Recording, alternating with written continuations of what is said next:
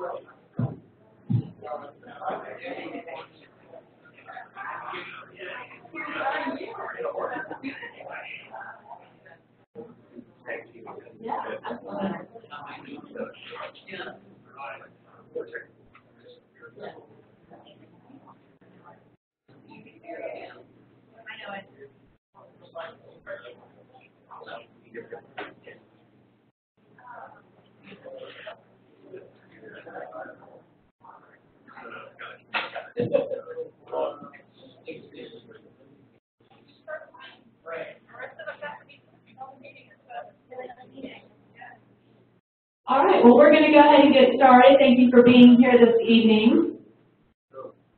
My name is Tina Fisher, and I am with Collaborative Labs at St. Petersburg College, and we're happy to be the neutral facilitator for Tampa Bay MAX, and proud to be a partner of Tampa Bay MAX.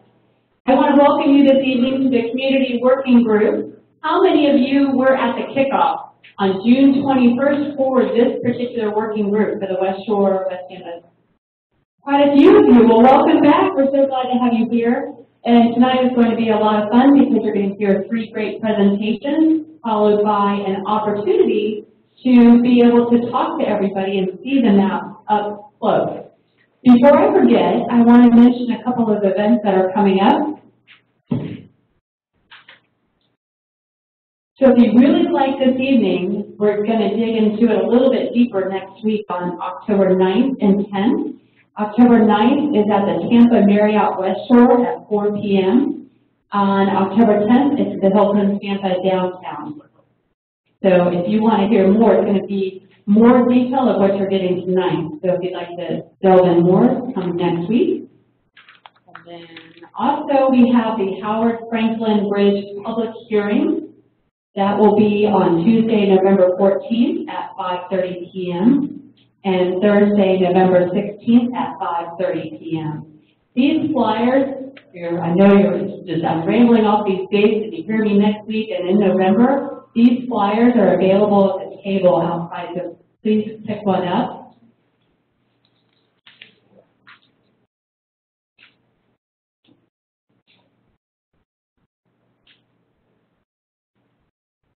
We have an option. If you're not able to make it this evening or in a future session, we have a webinar option that you can also listen and dial in from your house, so feel free. All you do, there's a link that's readily available on the Tampa Bay MAX website. You can log in from home and then you can call in on your telephone. It is muted, but you can enter your questions via the chat.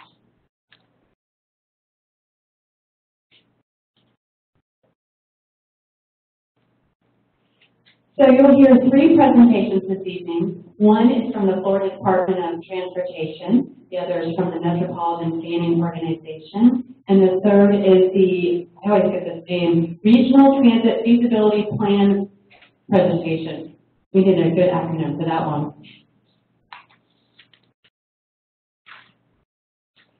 So like I mentioned at the beginning, the first half you hear the presentation, and then the second half of the meeting you get an opportunity to go see all the maps and talk to everybody and ask your questions. And then we'd like to ask that you hold your questions so they can get through their presentations and dispense as much information as possible quickly. We do have comment cards available, and we invite you to write all of your comments. Any question or comment that you want documented, to write it down, because we will be happy to include it, and that the questions and the answers will be posted on Tampa Bay MAX. We invite you to do that. The discussions that occur around the table, we are going to, as we capture those comments, but we do invite you to use the comment card so we can accurately capture them. And we talked about the questions and the responses on Tampa Bay next. And then we have a couple team members helping us tonight. We have BJ, our technologist from Collaborative Labs, and we have Candace, who's capturing the meeting notes tonight. So everything that is presented in all the three presentations will be captured in what's called a real-time record, and those are also posted on Tampa Bay Next. And if you missed any of the presentations, you can go out right now at Tampa Bay Next, and you can see all the real-time records and discussions of where we got to at this point. And of course, we're so happy you're here and your input matters, and we're glad you're here to hear this information. And at this time, I'd like to hand it over to Bill Jones and Edward McKinney with the Florida Department of Transportation.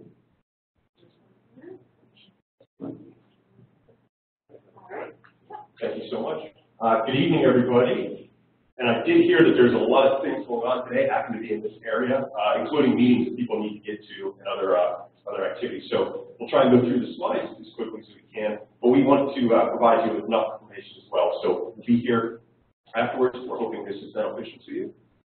My name is Neal Jones, like I mentioned. I'm the Director of Transportation Development. What that essentially means is the department is essentially broken up into two halves. Development, where we develop the plans, the concepts, the environmental documents, and then we hand it over to our operations side to construct things. So we're on the development side, Ed and I, and that's where we're at in this planning stage as we go forward with Tampa Bay Next.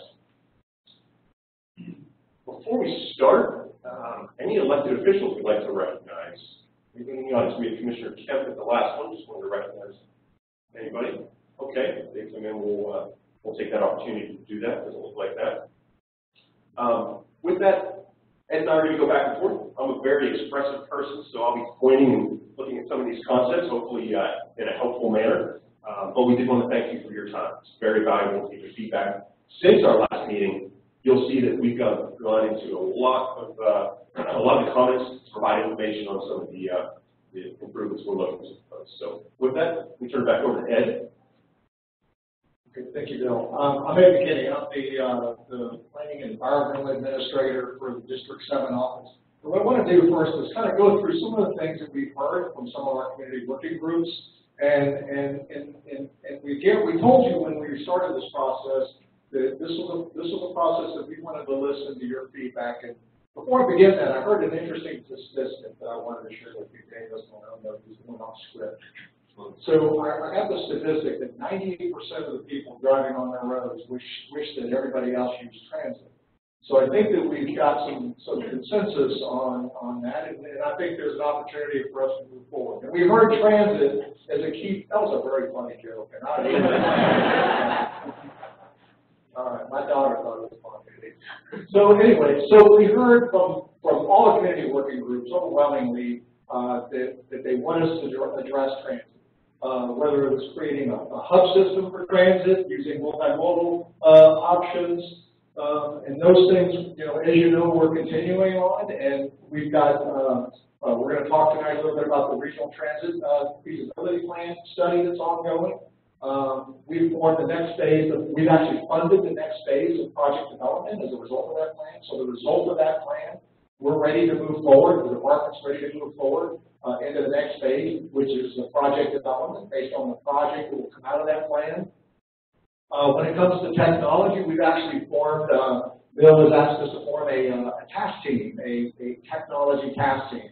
And the purpose of this task team is to look for opportunities where we can integrate technology that's available today. These aren't things that are 20, 30 years from now, but these are ideas that are being used in other parts of the country and other parts of the world. We want to bring some of those ideas to this area.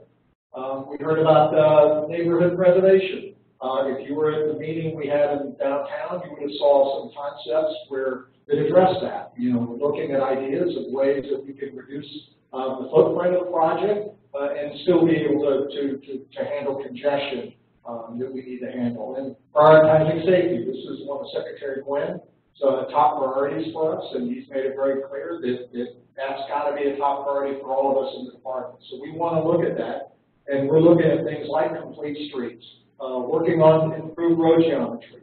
You know, where roads are not so safe because of the way they're designed. Is there a way that we can improve that? And then using technology to enhance safety. What opportunities are there? We're working with the city and the county to try to collaborate on some of those solutions.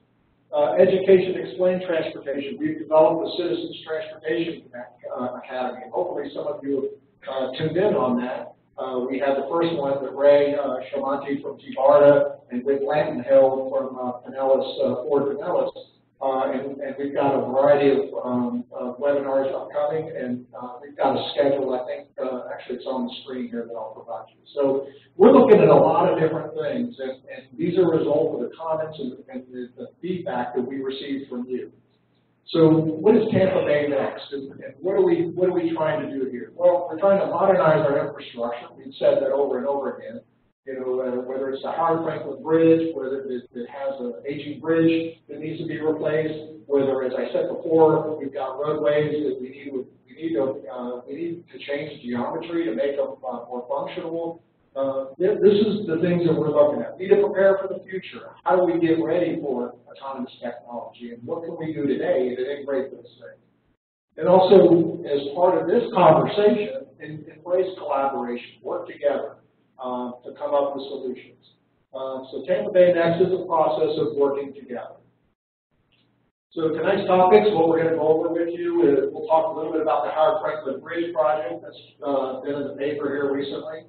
We're going to talk about some operational improvements we're proposing for State Road 60. We think will improve throughput through that area. And also operational improvements to I-275, as well as some concepts that we'll have on display that we'll be able to talk to you about Westshore interchange improvements. So with that, I'm going to turn it back to Bill, who's going to start talking about Hart Franklin Bridge. Okay, let's get to it. Monday, we rolled, this is hot off the press, and this is a result of a lot of comments and feedback that we received from our citizens, many of whom were in these meetings with us not too long ago, as well as community, bicycle pedestrian, community advocates, and others. So the Hart Franklin Bridge, it's becoming structurally deficient. That means we have to replace the bridge. So our concept is, let's use foresight on that. Can it accommodate modes and means other than just the roadway or vehicle traffic? So here are those comments that we received. Literally from the community input that we got. Infrastructure today, they can accommodate transit. We'll take a look at how that's going to happen with flexibility across modes. Safety a top priority. The original Hart Franklin Bridge concept was replacement of the 4 lanes that are there now, adding 1 express lane in each direction because we have the Gateway project from St. Petersburg area, or from Pinellas County coming across. There's going to be 1 in each direction. We heard, well, what if there's an incident? Now, while we did have shoulders there for possible people to pull over, we heard, take a look at that. Is that really the best option? So by adding that second lane, it allows for better incident management. Anticipate future demand as well. Second lane, what we're finding through the state, through the nation, is opportunities that if you can do it now, maximize that opportunity. And then more bicycle and pedestrian options across the entire region. So this is what you may have seen in the paper recently on Monday. What you won't see, and I'll show you a graphic in a moment, it'll walk through the construction sequence, is the existing northbound bridge is actually over here. So this is a southbound bridge that we're going to repurpose to go northbound. We'll look at that in a moment. But this is the bridge we're talking about constructing. It has the 4 general use lanes for southbound movement. It'll have 2 express lanes in each direction, southbound and northbound.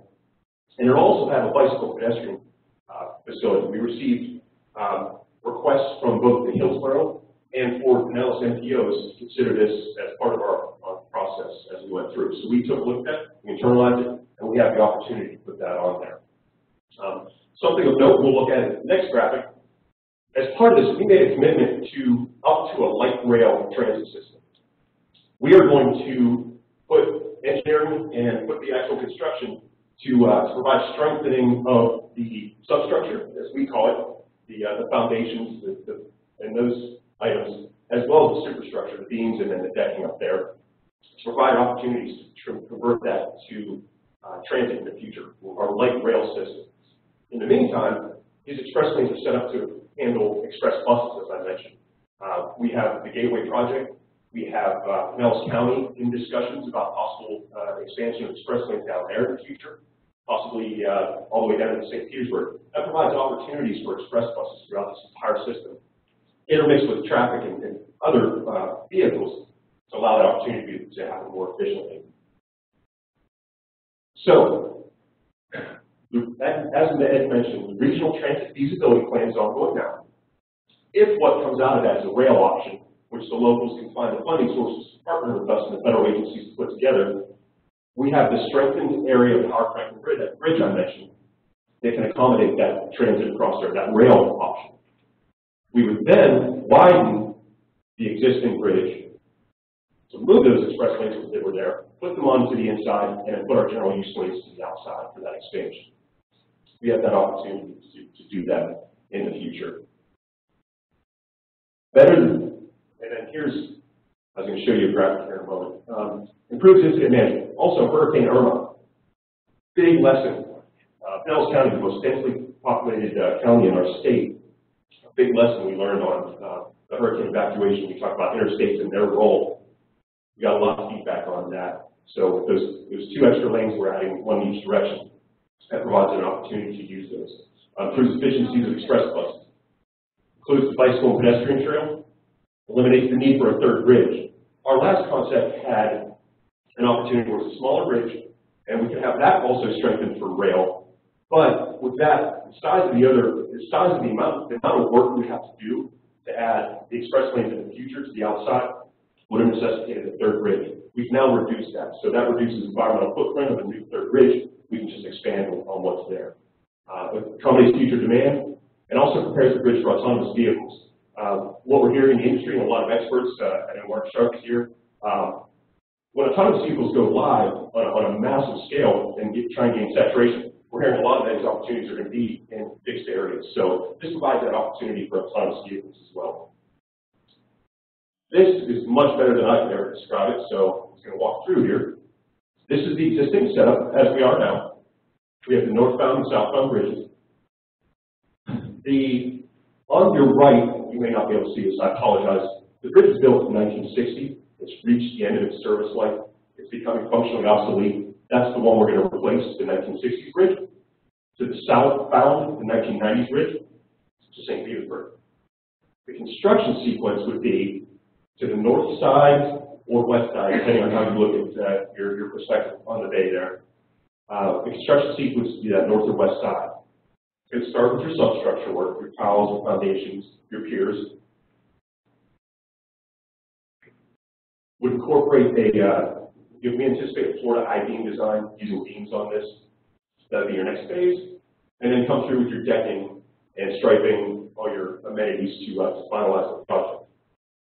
And when we're done, we'll be able to put our bicycle pedestrians we mentioned, our general use lanes that are in there, those non-toll lanes, as well as the express lanes in each direction coming from the Gateway project, and then egressing on the north side. Then we would switch traffic over, convert the southbound bridge to now the northbound bridge, and then we would move to demolish the existing bridge. A lot of questions have been raised, why not use that bridge for other purposes? That bridge, with the service life and what that was constructed for back in the 60s, we were putting a lot of work into that. It's a lot of rehabilitation. We're putting millions of dollars into that literally every year to try and cobble that, pull that together. So that's not a liability we can keep as we go forward. So then that would be your 2024 bridge after we're done with construction. So with that, I also want to talk about some of the other improvements we're doing.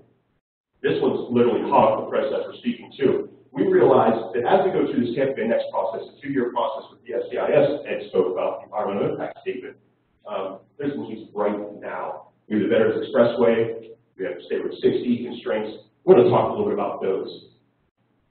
Anybody who drives the Veterans Expressway, you'll see here we are initiating a project to provide relief in the veterans tying into the State Road 60 area. So coming around State Road 60, coming off Independence Parkway, just out of the picture there, you'll come to the State Road 60 interchange. We're looking to add lanes on this section here to provide relief as well, tying into the State Road 60 Westshore interchange. We're looking to go to construction in 2018. We're partnering with Turnpike Enterprise as the Veterans as a Turnpike facility. We're going to partner with them on the construction of that. There's no right-of-way required. We're going to do some restriping, some minor widening, and it improves as transitions. And we'll look at that in a moment. A fairly reasonable cost at $2.9 million to make that happen. A little more in depth. As you can see, just a lane call. Wanted to make that observation. We're adding a lane there. It increases the opportunity for transitioning of your vehicles as you go through this area.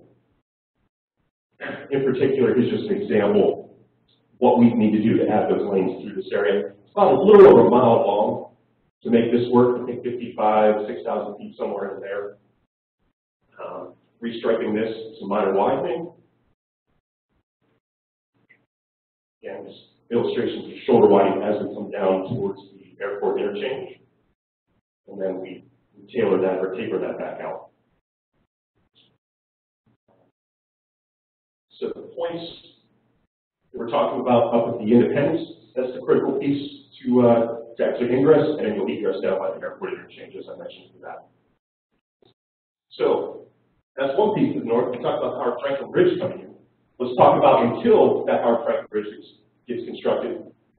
We're going to move forward with another operational improvement that was announced recently, and that's the I-275 operational improvement. Coming across the Hart Franklin northbound, we all know that goes from 4 lanes. We have a 2-lane exit that goes off at 60 interchange, or Kennedy there. And then it next down to 2 lanes. Always a bottleneck, literally every single day. So we want to take that opportunity, again, until we all come together and we provide an ultimate solution at the interchange, we have an opportunity to get maximum benefit out of this area by getting a 3rd lane through here and doing some other improvements we'll take a look at here.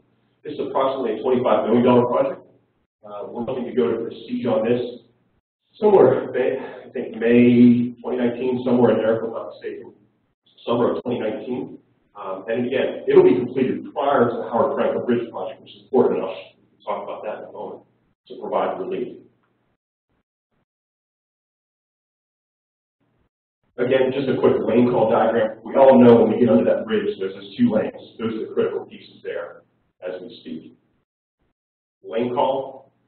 We're going to come across the Hart Franklin Bridge and then provide 3 lanes under that bridge as we go through. And we'll take a look again at some lane calls here in a moment. Likewise, southbound, we know when we get to the Tampa International Airport area, or the airport exit, heading towards 60, heading towards Veterans, there's a split there. It goes down to 2 lanes through this small section. We're looking to expand that also to make that 3 lanes to provide more lane continuity and opportunities for efficiencies. Helps alleviate congestion we talked about, and provides a minimum of 3 lanes as we go through. Also, we talked about the veterans tying to State Road 60. This also has impacts to this too. As you come down, we all know the loop ramp that you get on as you try and get onto I-275. The 2 lanes merge into 1. Always an issue there. This also provides relief at that area as well. And again, I know this is hard to see. We have graphics in the back. You're welcome to take 11 by 17 sheets that we have for you. But as we come across the Howard Franklin Bridge, we're going to do some widening. So as you get off, even the exit at State Road 60, we're going to expand that to a 3-lane opportunity. And then 2 lanes to go to Kennedy Boulevard and 2 lanes towards 60 that will merge out to go across the 1-lane ramp. Then I mentioned the loop ramp. As you come around the loop on State Road 60, as you know, you have the merge condition here that always constricts flow. We're going to widen that such that the outside lane, or I should say the inside lane of that loop ramp, provides continuity, so that continues on and connects right into the 4-lane section, so you never have to merge on that lane now. And then the outside lane of that loop ramp provides an opportunity of long merge distance where you can go out and actually take that all the way to Gale Mabry Highway. And then southbound, like I mentioned, when you get off the State Road 60 to the TIA exit, there's a small piece there that we're going to widen, as well as some of the ramp areas. So we're really looking forward to that opportunity to alleviate congestion. So the question is, in the future, we talked about the Howard Franklin Bridge. It goes to construction in 2020. We're looking to be end construction about 2024, about a 4-year bridge project. Question comes up, what do we do with the express lanes until we figure out a solution in the full interchange area for Westshore? Well, our engineers have come up with a design that allows for major actual traffic distribution. As you're coming across the Howard Franklin, believe it or not, about 55 to 60% of your traffic gets off at 60 in Westshore on the northbound direction. So what we're going to do is we're going to provide 1 of the 2 access points, or egress points, we call it, exit points, to get onto the Howard Franklin. From the express lane we come across, you get into the lanes of Howard Franklin and allow several thousand feet for you to merge over 2 lanes to have that opportunity to get off at 60 and Kennedy. Then the other express lane would then carry on and merge into the 3-lane section to go under the bridge. So we did run the numbers on this, and this is the opportunity that we have to make this work. Until the ultimate condition, if it happens to have express lanes, those would carry through ultimately. So what it does, it improves the mainline capacity, alleviates the congestion we talked about, and it also provides that relief lane around the loop ramp that we talked about. I want to be clear that what it doesn't do, there's a lot of opportunities in the future for connecting roads, specifically Oxenit, Trask, Rio. It does not provide those connections. So in order to move forward with what we have right now, it's not going to provide those connections. It also doesn't fix all the interchanges, geometrical and operational challenges that we have. Those we looked at as we go through the TVNX process, and it does not require right-of-way. So with that, we'll turn back to Ed, because this goes back to more of the SCIS discussion, as well as the larger interchange discussion. And one point, just real quick, I did want to make. Yeah, the connections to Oxenit, Rio, Trask, that is still a commitment that we're looking at on the ultimate construction of the interchange at Westshore. So, Ed? Okay, so I'm going to kind of briefly run through the SCIS portion of this, and if you're not familiar with what I'm talking about, we'll, the SCIS, and I know we have a slide in here that looks at the whole footprint. So the SCIS was a commitment that we made to go through in partnering with Federal Highway to reevaluate the segments from basically the base of the Howard Franklin Bridge out to roughly the Selman Connector and north up to around NOK.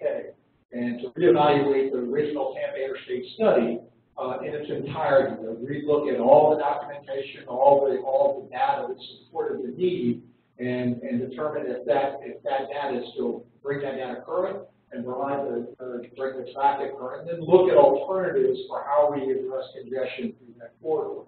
So as part of this, as Bill said, is the Westshore interchange. And some of you may remember through some of the community meetings and workshops that we had held previously, we showed a full build out of the Westshore interchange. So that's one of the concepts we have back on the table back there. There might be some variations of the concept you saw previously, but that'll be back there for review, and we do want your comments on that. So the ultimate Westshore area interchange is still under study as part of that SCIS document that I was talking about. But we expect to have that document completed somewhere around the end of 2019, possibly maybe into 2020. We also have back there some concepts for interchange access at both Hines and McDill. Please take a look at those. We want your feedback. We want you to look at those and tell us, you know, are we missing anything, or things that we need to address, concerns that you have. Those are new concepts. You have not seen those before, so we do want your comments on that. Basically, we've been asked over and over again, are we still providing for transit? Are we still, I would say in this segment, and particularly in the Westshore interchange area, as well as the connection in the downtown interchange, we are providing for that transit envelope. We presented at the downtown workshop some concepts that people had said, well, you're taking out the high-speed rail, you know, or the original alignment in the high-speed rail, what about transit? We are still looking at those. Those concepts were very preliminary. We wanted to get those out to the public and get feedback on them, and we're still doing the analysis and engineering, collecting data, and also looking at opportunities to provide for transit connections. But again, we want your feedback on these. This just kind of shows you a basic typical of what that might look like. As you notice in the middle of that transit envelope, there's no mode identified. That's going to be part of the regional transit study that Bill spoke about, and that you'll get a presentation on later that will help us with that conversation. So what do we do with that envelope, and what project comes out as a result of that? So as you may or may not be aware, you know, we've got the property over where Charlie's Steakhouse is in the DoubleTree for a future Bowl Center. There's a lot of opportunity there for a possible public-private partnership or someone coming in and helping us develop that. That, again, tied to the regional transit feasibility study. We also want your comments on that. Is there things you'd like to see, and how we would use that property? You know, providing those connections are a critical part of how that multimodal center will function. Those connections that Bill had talked about.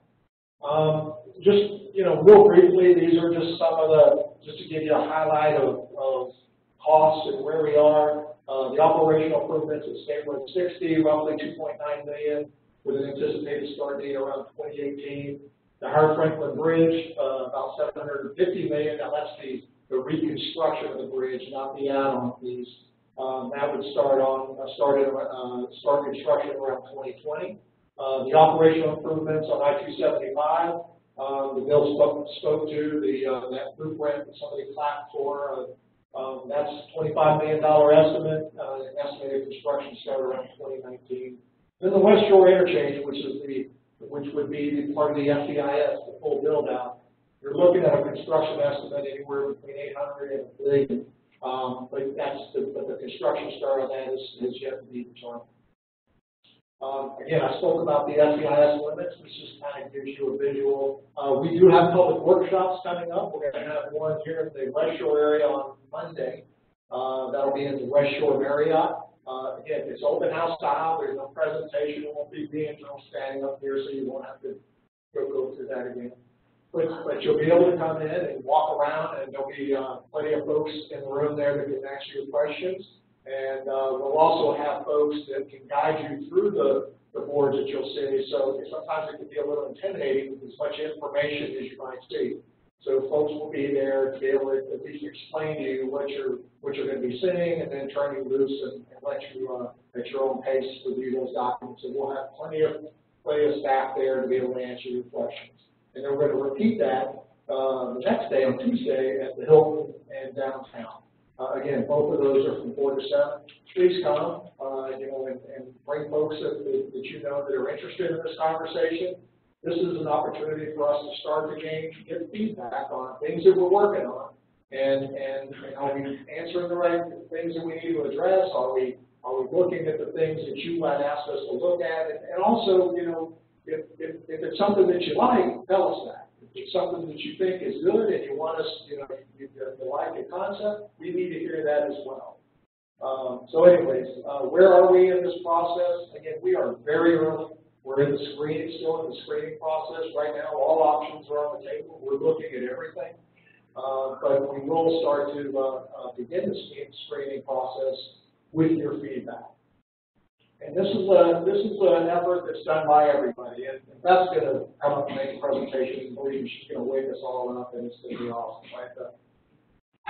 We appreciate our partners in Hillsborough County and both Hillsborough and in Pinellas County, as well as our Chief Barda and the city and all those partners that are part of it. CDNX is not about interstates. It's about looking at our system of transportation, how we move around, and what's the best way to do that. How do we get people? How do we continue to make this place an economic driver in the Florida area and make this a place people want to come? And it's exciting to work with folks like Hart that have these big visions of things they want to do. And if you haven't heard him speak, I want to give you a lot of credit for it. You need to hear what he's got to say, because it's visionaries like Mark and others that really want us to, really want to move this region forward. And we think through the Tampa Bay MAX process, that's the right place to do it. So thank you all for coming out. I do appreciate it. So next steps, just kind of highlight again some of the things that I've already talked about regarding the workshops that are upcoming. But one thing I do want everybody to, if you haven't attended or had an opportunity to attend the first Citizens Transportation Academy, what we're trying to do is simplify the process. All of this can be very intimidating. It's a lot of numbers, acronyms, things that we throw out, and half the time I don't even understand them.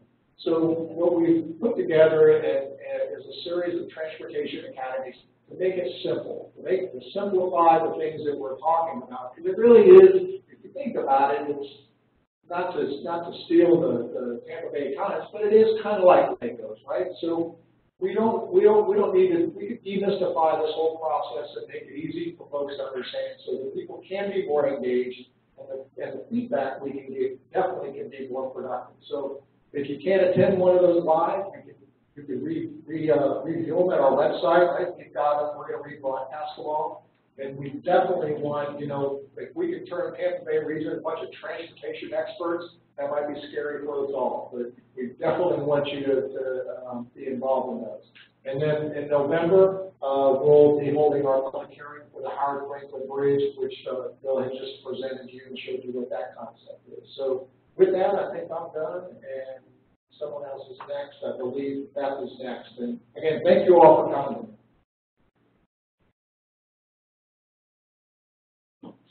Thank you, Ed, and thanks for having me here tonight. And I'm going to talk about a related and parallel effort, and hopefully everybody is awake. You have been hearing the department talk about ICIS environmental impact studies and PD&E studies, which is project development and environmental. And those types of studies are really good at looking at whether you should build lanes here or over here or maybe over here. And those are good things to figure out because they all have impacts, and you need to evaluate what those impacts are, and you need to think it out thoroughly and carefully. But a lot of folks have asked questions like, well, do we want expressway lanes? Do we want them through the middle of Tampa? Would we want to look at a beltway? Should we consider rapid transit, and what could that do for our region? And those kinds of questions are really hard to answer in an environmental impact study. Those are the kinds of questions that you would look at in the long-range transportation plan. And so I'm going to tell you a little bit about an effort that's going on right now that, as I mentioned, is going on concurrently and parallel and in coordination to help investigate some of those questions as part of the Tampa Bay MAX effort. And it is being done in partnership with Pinellas and Pasco and Hillsborough, and I'm in Hillsborough. So just briefly, why does the long-range plan matter? What the heck is a long-range plan? Who here knew that there is a long-range transportation plan for Hillsborough County? Raise your hand. Yeah, if you didn't know that there was a long-range transportation plan for Hillsborough County, would you wish that there was a long-range transport there? Well, there is one. And it does things like identify major projects that are now being funded. It takes a long time to line up $1 billion for a bridge rebuild. So it does take a while. That's why it's long range. There are a number of projects that are being funded that are in the current long-range transportation plan, and this is our official communication to Tallahassee and to Washington, D.C. about what our priorities are and what we think federal and state funds should be spent on. And it is designed to fit in with the other things that your local government is doing. So your local government's comprehensive plan is looking at where will growth be in this area. The long-range transportation plan then takes that and looks at, well, what kinds of transportation improvements are going to be needed to serve that growth. Big picture, 20 years, and then the next steps, the Florida Department of Transportation's 5-year work program and local government capital improvement programs break out step by step, year by year, what can be built using the available funds. It is coordinated across the region.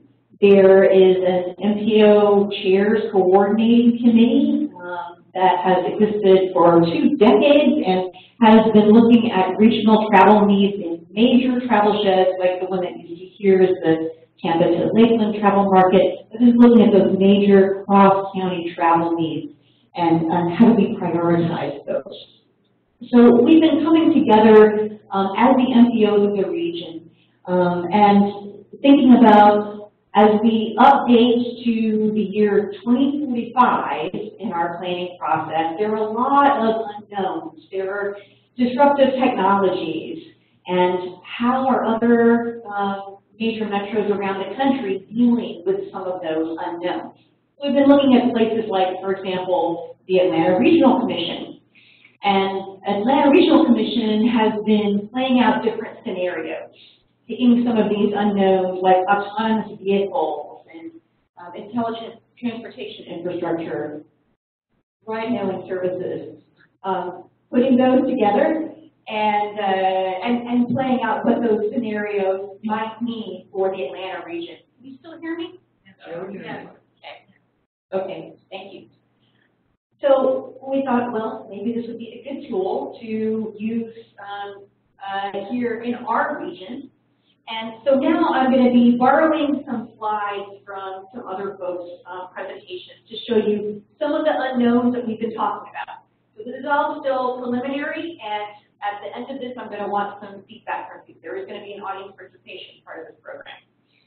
So defining the problem, this is where I borrowed from Tampa Bay MAX, which very eloquently illustrates the challenges that we have with rapid growth. Do you think just about our county and dropping 500,000 more people here into this county over the next 20 years?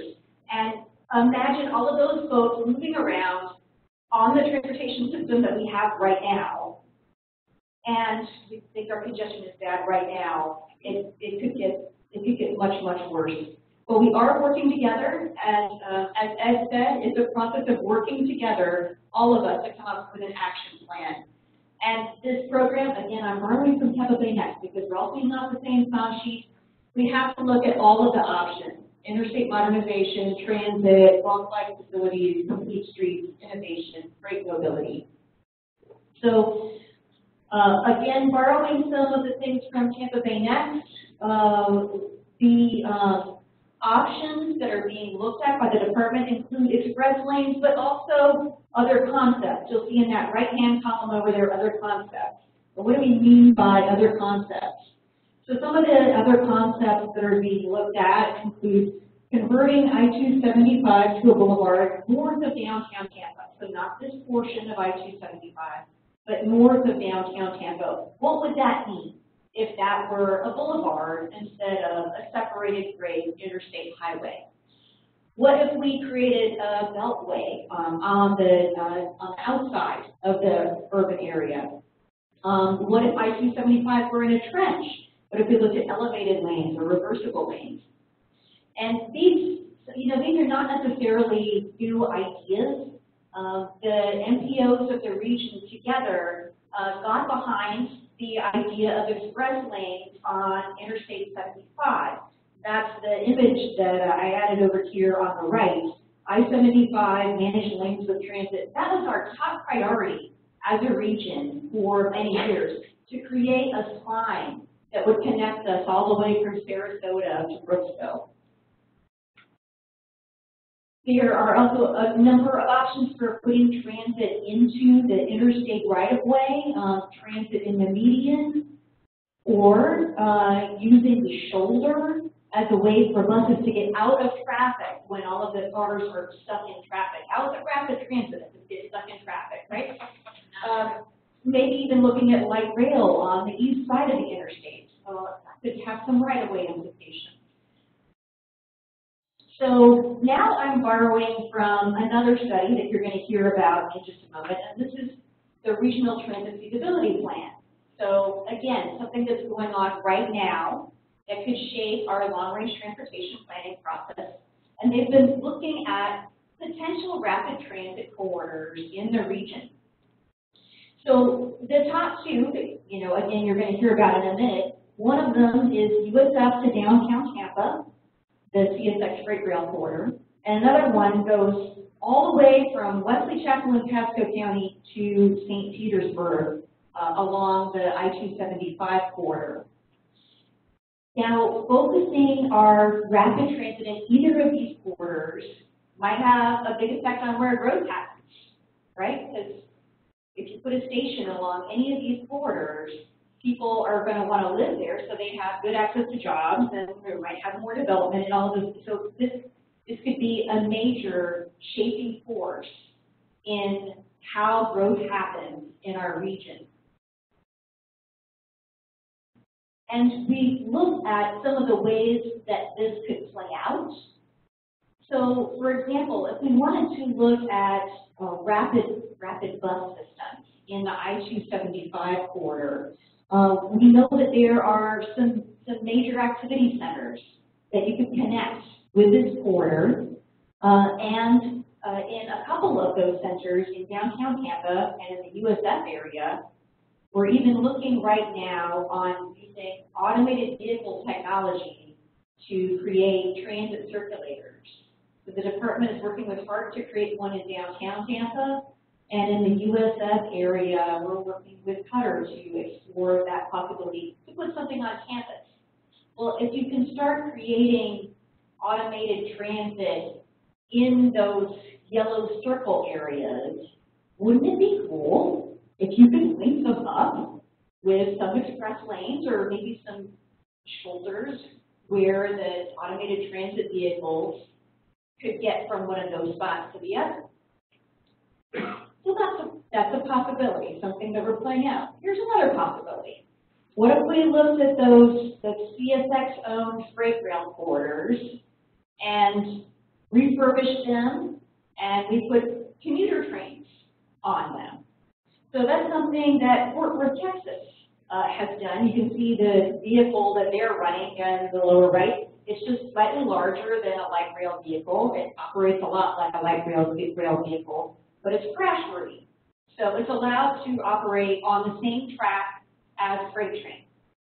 And we have looked at how Orlando got a project like this going, and Orlando's reuse of that CSX freight rail track had a lot of logistics that we don't necessarily have to deal with. They had 30 trains a day running on that track that went through the middle of the Orlando region. It connected one side of the state to the other. On our side of the state, those yellow CSX-owned corridors are basically dead-end lines. So they're not running nearly as much freight traffic. So it might be, and again, this is a big might, we don't know, but maybe it would be easier for us to work out an agreement with CSX where we could both use those freight tracks for commuter rail trains and for them to continue using it for freight. Now I borrowed another slide from a citizen activist, Josh Frank, who looked at converting I-275 north of downtown Tampa to a boulevard.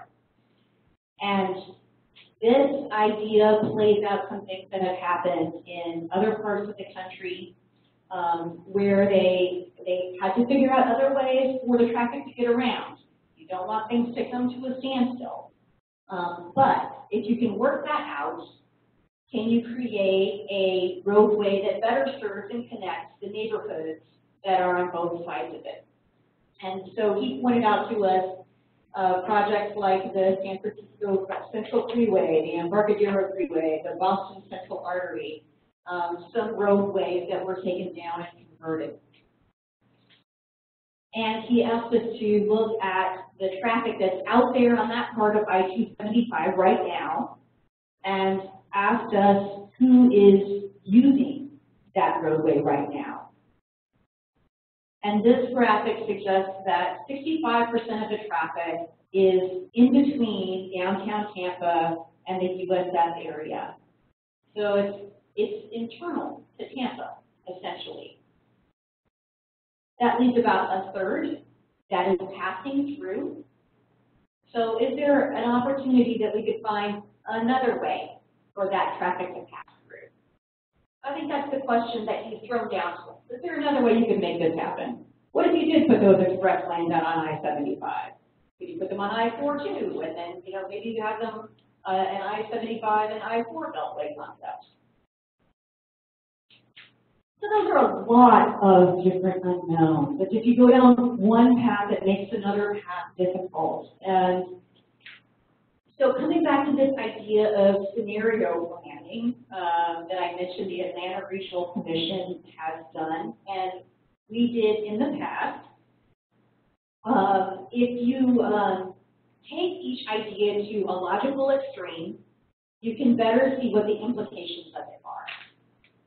So this is an example that we had for Imagine 2040 a few years ago. These are three very, very different futures that played out. For example, in the first one, what if you keep extending the roads in the suburbs farther out and keep widening them, and you allow urban growth to continue to move outward and consume as much land as it wants? What would that look like? What would our traffic look like? What would our water quality look like? On the other hand, what if you concentrated all of the growth that's going to come to this area within the existing urbanized area? You don't move outwards at all. And you keep people moving around by building all of the rail lines that anybody has ever proposed or suggested for this area. Could you keep people moving around? Is that even possible? What does the traffic look like in that scenario? And then in this third scenario, we looked at what if you put express lanes on all of the interstate highways, and you use some of those interchanges as new corporate centers, as opportunities for economic development. Again, what does that look like? And playing those out, looking at what the implications are. So that's what we're proposing to do. And we're proposing to do it not just for Hillsborough County, but for the entire Tampa Bay area. And this would be overseen by the Tampa Bay Transportation Management Area Leadership Group, which might look at some of these different scenarios, asking for your feedback about those through a public survey, creating a hybrid scenario, taking the best pieces of each, and then developing funding strategies for the hybrid scenario. So that's what we're proposing to do next, and we would like your feedback. This is the part where we get to the audience participation part of the program. So what might scenarios for the Tampa Bay Transportation Management Area look like? Again, our examples from Atlanta. And trends plus technology, boulevard plus beltway, rail reuse and maximize our transit-oriented development. There are other things. What do we do with disruptive technology? We'd like you to text your responses, if you would, to some multiple choice questions. And the way that you do this is, just with your phone, sending a regular text message. And if you could start off by sending a text to the phone number 22333. So you're going to send a text message to 22333. And the message that you're going to send is one word. It's the word Plan Com, which is short for Planning Commission. And you should, within a minute, get a response back.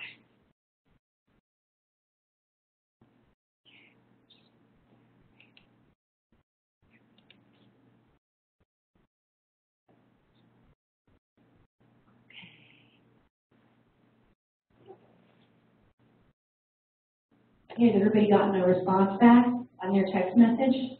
Got an acknowledgement? All right. Okay, good. So what big ideas or drivers of change will shape how and where we grow? A, vacant land availability. B, declining gas tax and more reliance on tolls and fees. C, dramatic traffic growth. D, deferred maintenance. E, investing in fixed transit. F, automated vehicles. G, shared mobility services like Uber and Lyft. H, aging population.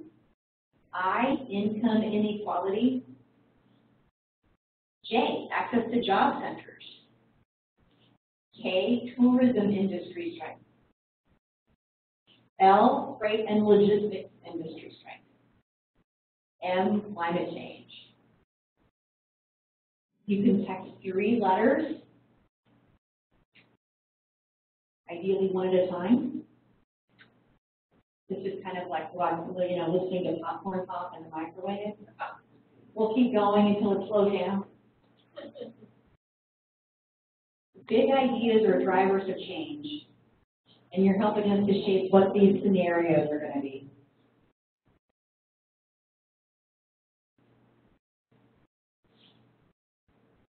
I do have hard copies of these questions if anyone is having trouble or just pretty use a hard copy. Anybody like one? I'd be happy to bring.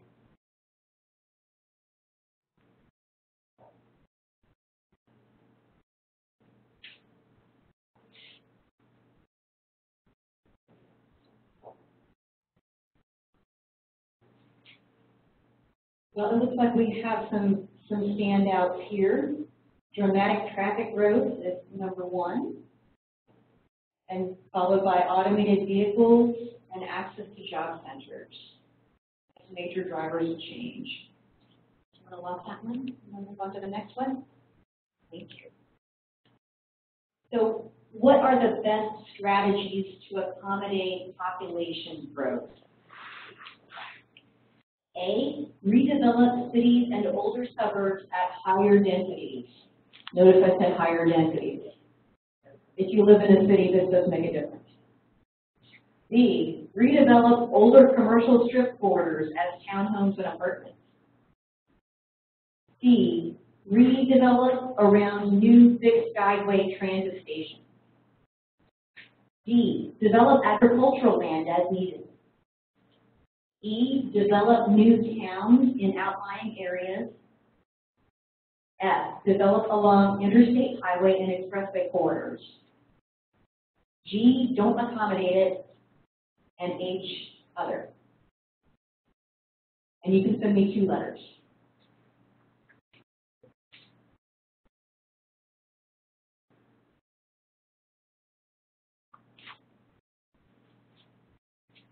Was that from Van to Bead?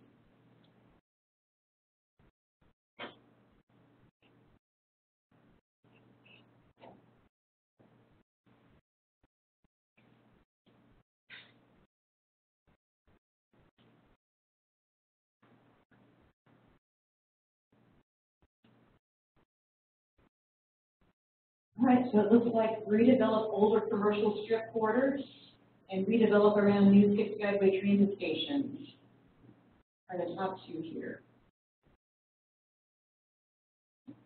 I'll lock that one and move on to the next.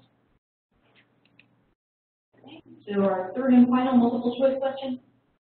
For our future population needs, How should we focus transportation resources?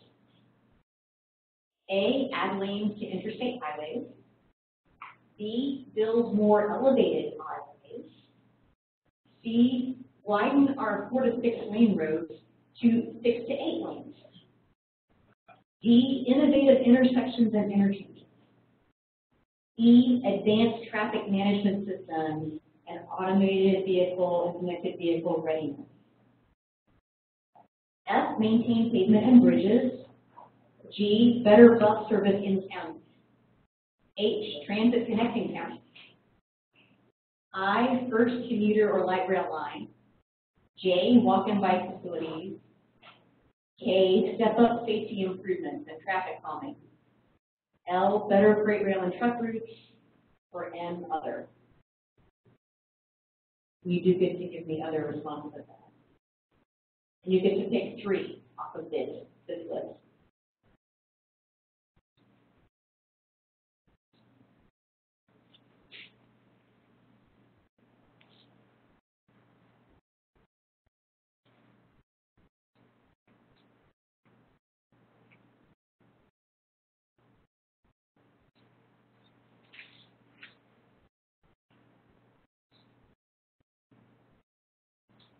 Okay, it looks like better bus service in counties and advanced traffic management systems and ADCD readiness,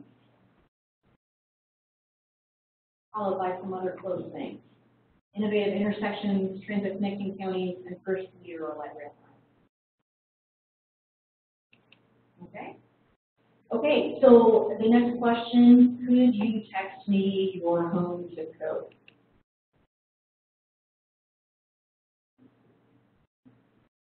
And we'll be tracking responses from around the region.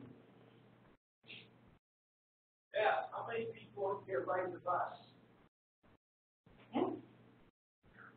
3, 4 of us.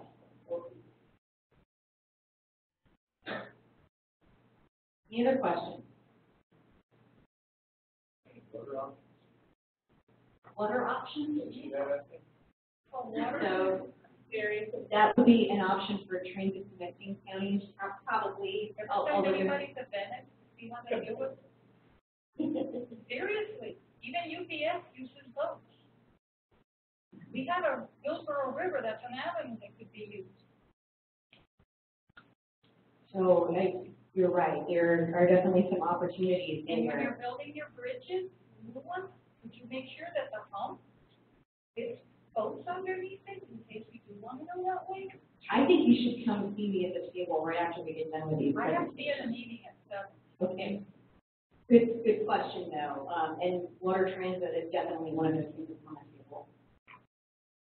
So the last question is basically what else do we need to consider?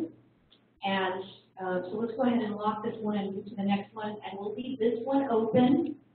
And you can text this. So this next question is, what additional things should we consider? This is open-ended. You can send me as many texts as you want to, or as long as you want to. We'll close out this question at the end of tonight's event. When you are done sending texts, if I could ask you to text the word "me," and then you will be out of the system. And if you have other questions or suggestions or want to talk more, I'll be at that table back at the back at the end of the presentation. And I think the next presenter this evening is Scott Pringle on the Regional Transit Feasibility Plan. Could you text Bead when you're done? Thank you. And thank you so much for your input tonight. Thank you. Thank you, Beth. Good evening, everybody. My name is Scott Pringle. I work for Jacobs Engineering. I am the consultant project manager for the Regional Transit Feasibility Plan. But before I get started, I do want to recognize Marco Sandusky, who's trying to hide in the back there. Marco works for Hart, and he is my client boss, so he's been very involved in this all the way through. But the Regional Transit Feasibility Plan itself is actually funded by FDOT and administered by Hart. And I'm going to take just a few seconds, let's deconstruct that name, Regional Transit Feasibility Plan. So my task is to focus on premium regional transit for Tampa Bay. That's therefore the regional transit. Feasibility is we're really looking for projects that we can implement in Tampa Bay. And actually the last word was originally study when we got started, and we changed it to plan because we've had enough studies in Tampa Bay. It's time to come up with a plan. So before we got started, like I mentioned, my job is to find premium regional transit. So what is that by definition? That is transit service that gets people quickly and efficiently between points A and B. And ideally, that's going to be in its own lane, right? So how do we get premium regional transit in Tampa Bay? Well, the first thing we have to do is we have to answer these three questions, right? We need to know what is the project that we can even build for Tampa and Tampa Bay, how much does it cost, and how do you fund it, and who takes ownership of that project when it's up and running. So my job specifically is to answer question number one. What is that project that we can build for Tampa Bay? Now, Beth talked about that. Ed and Bill talked about the growing congestion in our region. I'm not going to hit on that too hard, but we're going to continue to see congestion as we move out into the future, and that's just symptomatic of a region that's growing. So when we're looking at congestion, we're faced with congestion, we need, again, to think about our transportation network as a whole and look for options and opportunities to move people within that network. Transit is a part of that larger conversation. Another aspect that really drives us on the plan itself is, looking for an opportunity to draw down federal and state grant opportunities. There are dollars out there for transit projects from both the federal government and the state government. And over the past 30 years, we've done an awful job of bringing those dollars back to the Tampa Bay area. To be completely honest, from the FTA Transit Administration, over the past 30 years, we've received a big goose egg in the amount of applications that have been successful in Tampa Bay. We've had lots of planning, 55 plus planning studies in the last 30 years. That's why we're not doing a study, we're doing a plan. We've had 9 that made it to the feasibility stage, which is where we're at here today when we're talking about the regional transit feasibility plan. But the 2 in the middle is where we received those federal dollars. For the first time in 30 years, we've actually submitted an application to the federal government, to FTA, for dollars, and that's a BRT project or a bus rapid transit project connecting St. Pete and St. Pete Beach. That application actually just went in less than 3 weeks ago, so if that's actually awarded funding, it'll be the first time Tampa Bay has actually received capital dollars from the Federal Transit Administration. So those 2 things really drive us in what we're trying to answer and define in the plan itself. We're looking for transit projects, premium transit projects, that compete well both for those federal dollars and those state dollars. We're going to always look at technology. The technology that's available to us today, but we're also really looking at where the industry is going and how does that affect transit when we start looking out 5, 10 years into the future. And the last purpose for this plan itself is, of course, at the end of the day, we always have to serve Tampa Bay, both today and in the future. So our schedule for the plan is pretty simple. We've broken it up to 2 phases. The first phase is more focused on the technical work, getting through the data, refreshing a lot of data. There's been a lot of work that's been done in our area over the last 10 years, and is occurring now, and will conclude in January of 2018, where we're coming up with our draft implementation plan. From that point of developing that draft implementation plan, we're going to spend from January all the way through September, October of next year vetting that draft plan with the community. So there's lots of opportunities to get involved. We've already had quite a bit of outreach. We had 3 workshops in the last month where people could provide their input, and you can see some of the statistics here. And these are a couple of those comments that we've heard. So, and again, I'll just draw your attention to that middle one. I heard that a lot. Scott, oh my God, we stopped talking about this and build something. I absolutely agree, and that's why we're focusing on this plan.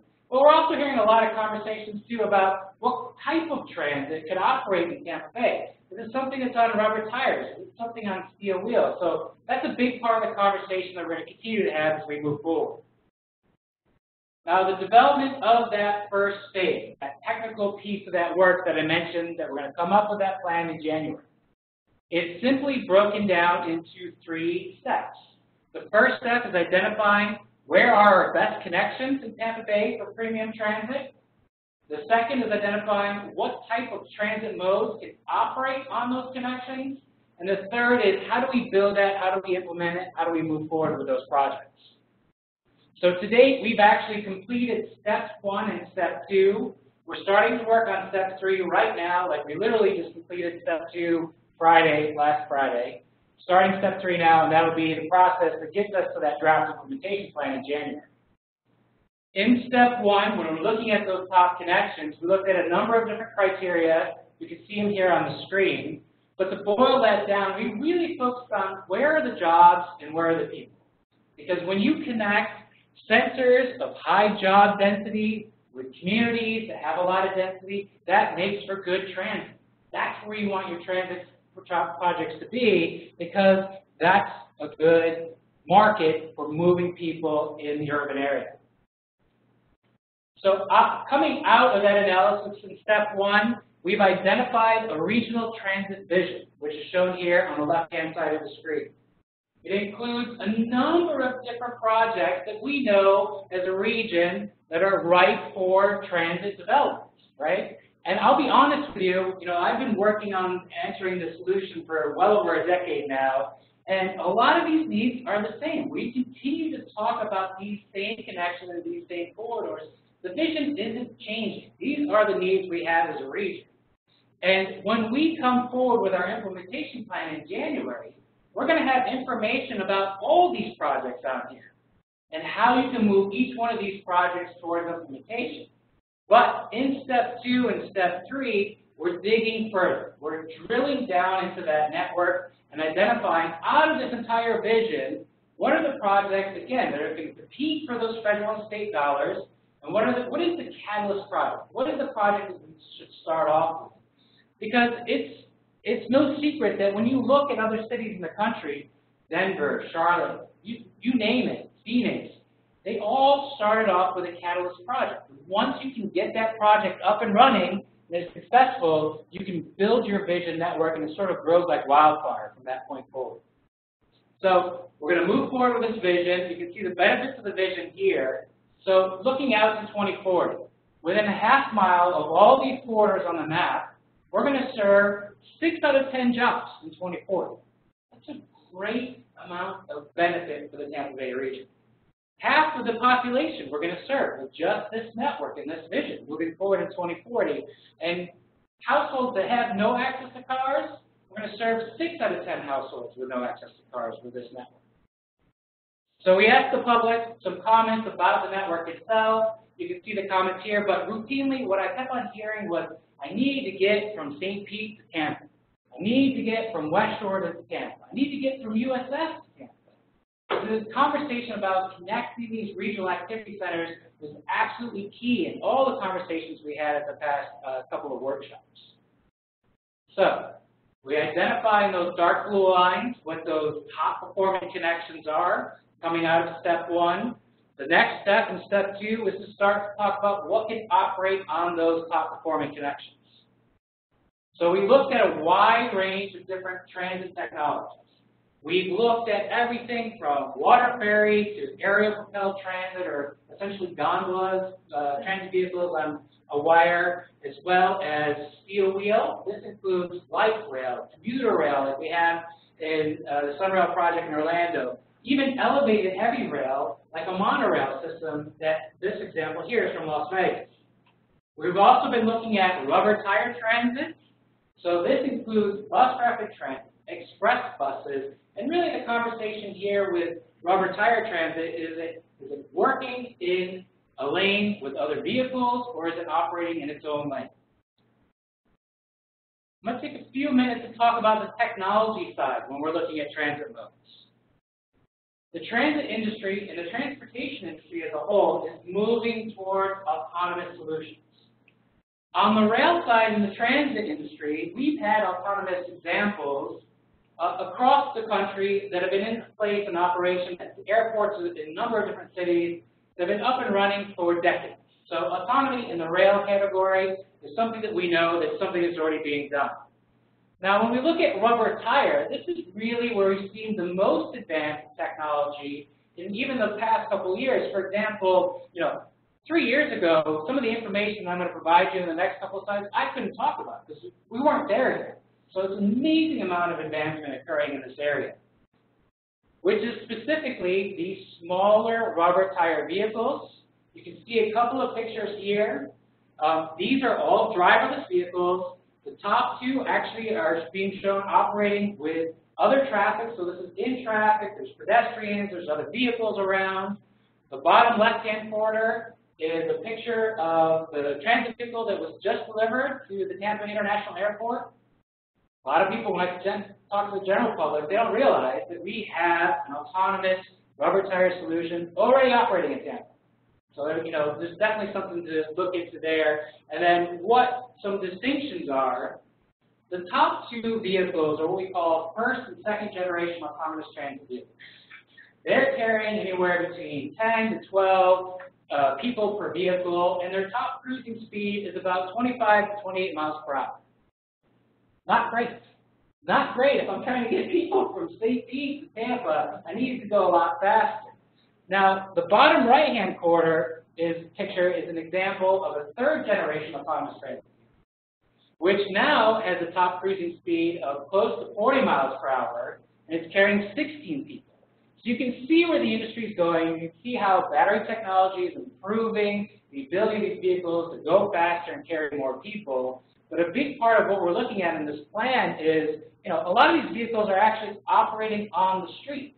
They have to stop for pedestrians. They got to stop at the light for other crossing traffic. What happens if we take that same platform and put it on its own lane? Will it go faster? And will it serve Tampa Bay? I think there's a lot of opportunities here, and we've gotten some really good feedback from some manufacturers in the past couple of weeks that is leading us in that direction. So, we talked about all the different transit technologies and how we're applying them to those top connections. We looked at jobs, the type of jobs, income, age, and applied those characteristics of who we're serving to help make decisions on which modes could be on each connection. We ran it through a series of evaluation criteria. We have 5 of them in total. We looked at how well it's going to do in the federal process, that top category. What's the return on investment? So every dollar spent on this vehicle or this infrastructure, what are you going to get in return for that dollar spent? We looked at the impacts to constructing that project, we looked at the benefits of constructing that project, and then we also asked the public at the workshops what their opinion on all these different projects were. So we had a total of 15 projects. We compared them to each other and ranked them as we are showing here. So if you look, this is the technical ranking. So this is the first 4 criteria. And the top 4 were extremely close, to the point where the top 2 are actually at the top, which is essentially in and around the 275 corridor. In fact, it showed me the picture before, rubber tired exclusive lane. So that's a bus rapid transit or maybe one of these autonomous solutions in its own lane. We also looked at CSX from USF, the CSX area from USF to downtown Tampa. Again, rubber tire in its own lane did very well. Moving down, 3 and 4, very close to the tie at number 1, same corridor, same connection, 275, CSX from USF to Tampa, but now we're looking at light rail in each one of those projects. And rounding out number 5 was Westshore to Brandon. So we also took in that 5th category, so 20% of the overall score is what we heard from the public at our workshops. And it was interesting to see where we definitely had folks that came out to our workshops very excited about rail. As you can see by the rate, almost all of it's rail. People were very interested in rail. But what I found, most reassuring is that, when we were talking about those connections, 275, USF to downtown Tampa on the CSX corridor, a lot of consistency between what we're seeing on the technical side and what we're hearing back from the public. Those were the same connections and corridors that the public is really interested in seeing move forward. So when you put those two together, we put all the criteria together, you can see how they rank out here. But bottom line, what we're carrying into step 3 is looking at those two connections. We're looking at I-275 all the way from Wesley Chapel, USF, Tampa, Westshore, Gateway, St. Pete. We're looking at USF to Tampa connection along the CSX corridor, and we're still looking at a wide range of modal options. So we're going to look at those rubber tire and exclusive lane, light rail, commuter rail. But we are also going to look at express bus and how that interacts with what we've been talking about here tonight with the TBX program. So bringing it back full circle to our purpose, we're specifically looking for those projects that are going to compete for federal dollars. Well, we did that. We went through with a federal program. It's really easy to follow. We did a preliminary rating of how we're going to do in the federal project, and those two connections did very well. They met the minimum criteria to get into the program, which was Bead. However, they just made it. So we've got a lot of work to do to continue to look and maximize benefits and reduce costs to make those projects as competitive as we possibly can and move those forward. Now, we also look at technology. I talked about technology, and we're going to continue to investigate technology as it plays out in these corridors. And then we talk about community benefits. From the benefit side, this is our urban core. This is where our job densities are. These are where our population densities are. This is where we see the greatest community benefit as well. So as we move into step 3, we're going to continue to look at those top connections. We're going to start phasing those projects into smaller segments. Is the project more competitive if we start off with a phase 1 and a phase 2? That's what we're going to be looking at. We're going to constantly look for what we call value engineering, but really, simply, it's just taking and balancing, maximize benefits, and really making sure we're optimizing our costs to get the most competitive project. And coming out of that will be our basis for that draft implementation plan in January of 2018, which will then vet with the community from January through September of next year. And with that, I conclude my presentation.